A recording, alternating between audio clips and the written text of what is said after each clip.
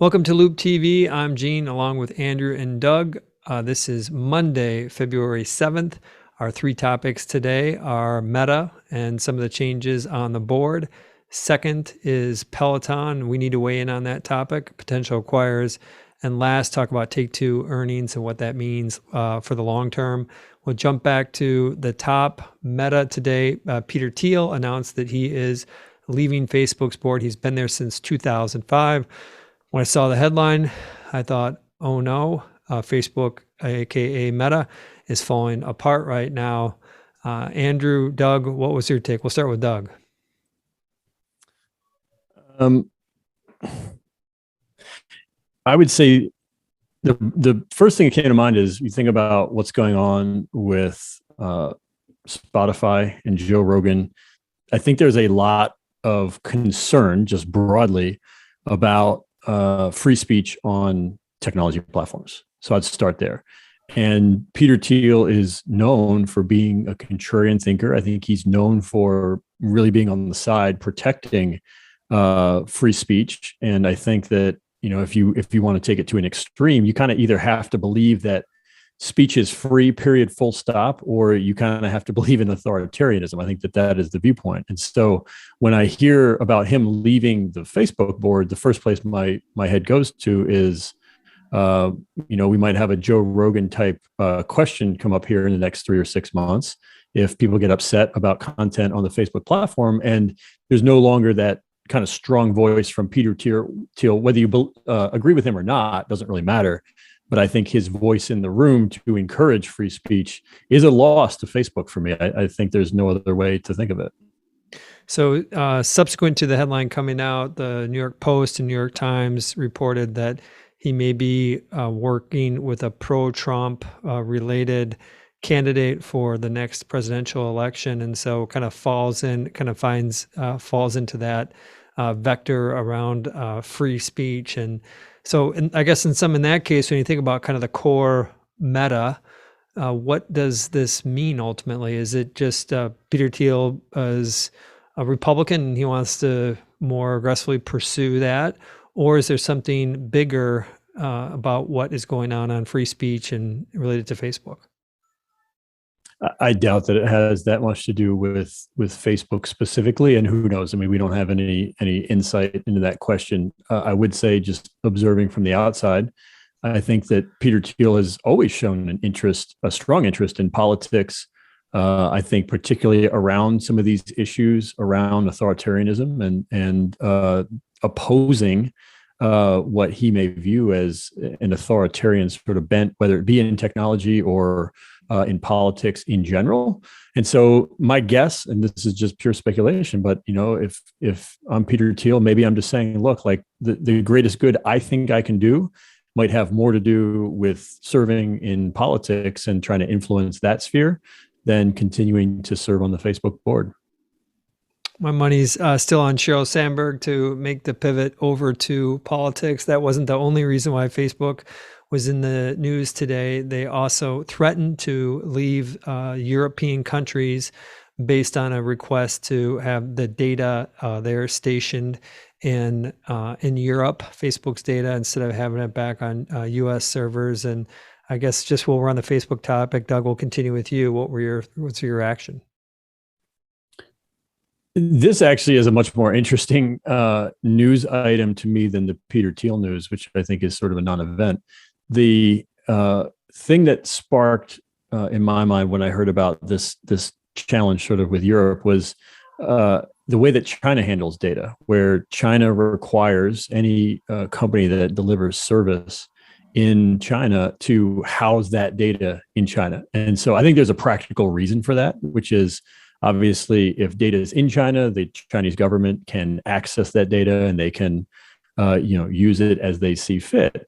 And so it feels to me like there's a little bit of this sort of organization politically around who ultimately owns the data, where is this data being housed? And I think that large countries are really saying, hey, it's important where this data is stored, and we want the data of our people to be stored sort of in our domicile. because it may give us some additional leverage or feel like we have additional ways to sort of protect those consumers if the data is kind of on our ground here. So your view is there's a bigger geopolitical context. We've heard a lot between the U.S. and China, but maybe all countries kind of feel the same way, just for privacy for their citizens. They want the data at home. And so let's do probability here.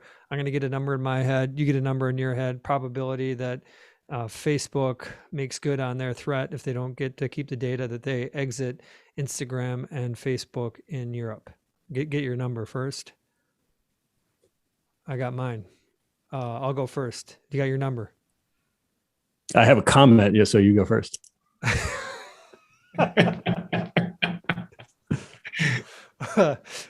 Okay. We might not get a number from Doug. 5%.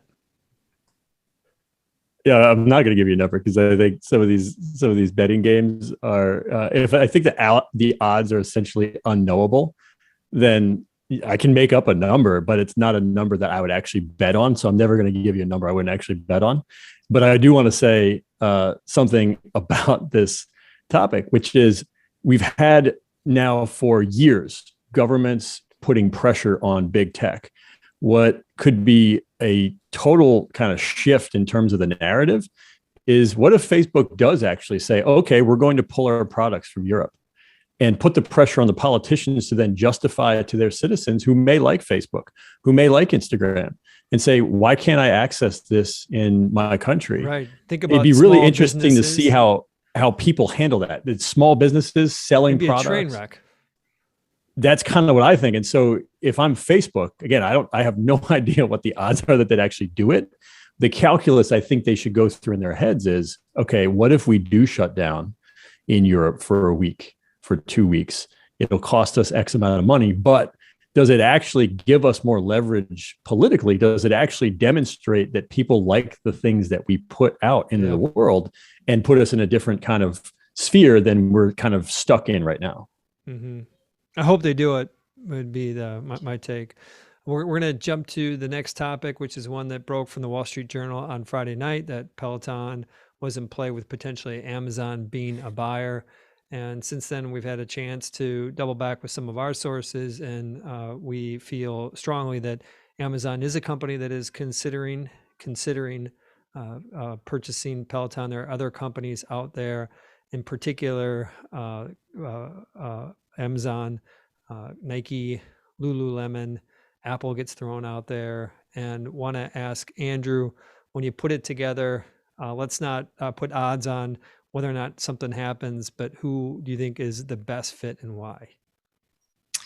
Well, we talked about this topic on Loup TV a few weeks ago, and we didn't mention Amazon. But I would say, as I think about that rumor or the report from the Wall Street Journal, there are pieces of it that make a lot of sense.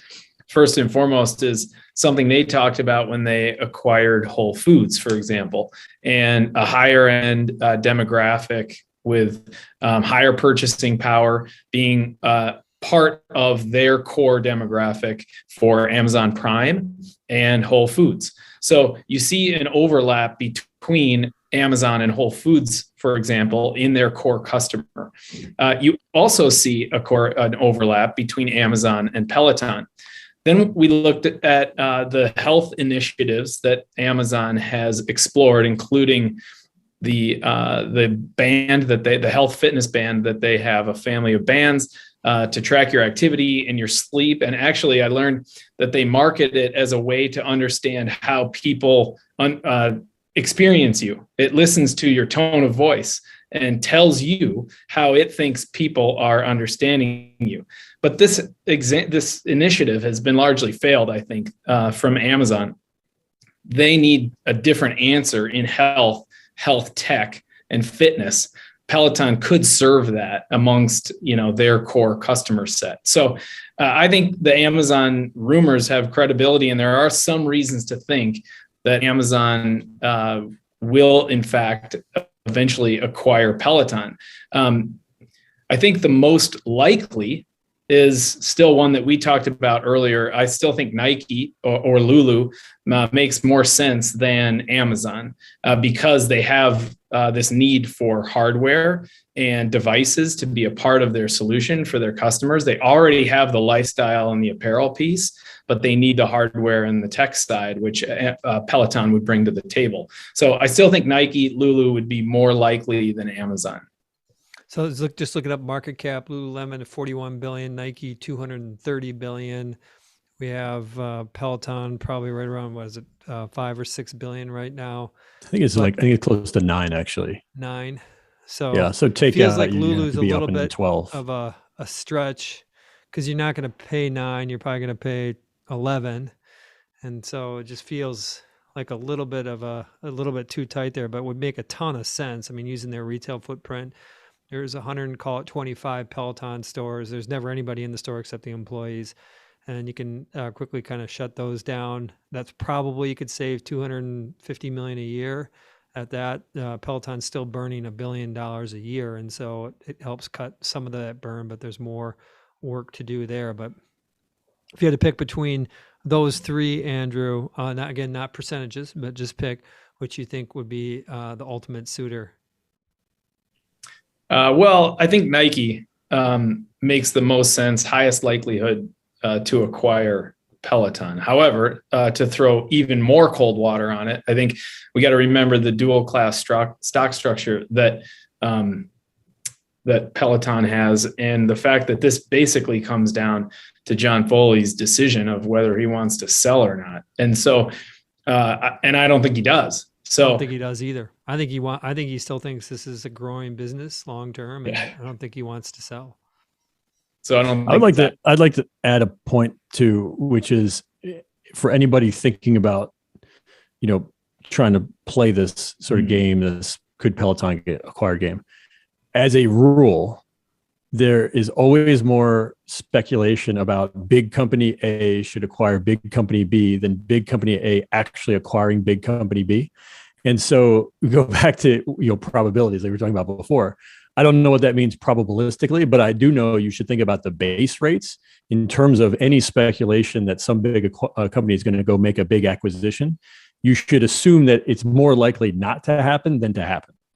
Mm-hmm. It's fun to speculate, but I worry sometimes, particularly in the broader media, people love to put these ideas out there, but most of the time they don't happen. And so my advice is if you love Peloton, maybe that's one reason to do some fundamental analysis about the name, but I would just say, be careful, if you're thinking about, hey, I want to buy this thing and hopefully somebody pays 25% more, that's usually a sucker's game to play. Mm-hmm. I do want to agree with you on that front. I do think that over the next 6 months, we're either going to see on the M&A front, either some of these valuations start to rebound or some selective M&A, because if you're an M&A banker or an M&A person, business development person at big tech companies, you're flush with cash, you're trying to figure out how to grow. And there's a lot of the companies that have been growth companies, their valuations weren't justified at their peaks, but they're probably in a point. Maybe they're not at the bottom now, but I think we will see some M&A. I agree with you on Peloton. I think it's less likely than more likely that anything happens, and separately. But I do think we're going to start to see some consolidation with some of these even smaller companies, sub $5 billion companies. Final topic here, bring us home, Doug, on Take-Two. This is a company that we know well. We're an investor in Take-Two, and love to get your feedback. I haven't really caught up. I saw the stock was down a little bit in the after hours, but how'd it go? Bottom line is things are fine. I think this is one of those earnings. You could either categorize it earnings as sort of a non-event, everything is fine, or something's really wrong. And this one fits more in the former category. Everything's fine. The business is intact. The franchises are intact is how we like to think about these. A few data points. One is GTA5, an 8-year-old game, sold another 5 million copies in the most recent quarter, which I think is incredible given how old the game is. NBA 2K22 was the number one selling game in 2021. And so, the two kind of most important games for Take-Two are still doing really well. And we come back to the news we talked about on Friday, which was the next Grand Theft Auto GTA 6 or whatever they call it. They confirm they're doing work. It's probably still 2 or 3 years out, but that's going to be, the biggest needle mover in terms of the overall business over the next couple of years, aside from them acquiring Zynga. Makes sense. And fun to watch. Again, the mother of mother game upgrades is going to be the next Grand Theft Auto meta.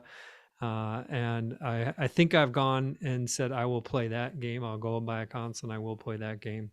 Fun topics today. On behalf of Andrew, Doug, and Gene and Loup TV, bye for now.